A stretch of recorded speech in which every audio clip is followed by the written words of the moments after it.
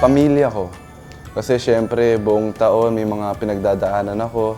And syempre, yung pamilya ko yung constant guidance and protection ko. And lagi sila nandyan para sa akin. Kaya yung pamilya ko talaga.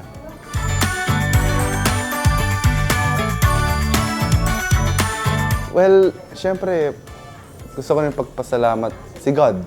Syempre, siya yung nagiging gabay ko. Doon ako, sa kanya ako umaasa pag down ako and pag may mga pinagdadaanan ako, lumalapit lang ako kay God kasi siya yung nagbibigay ng hope sa akin na maging okay ang lahat.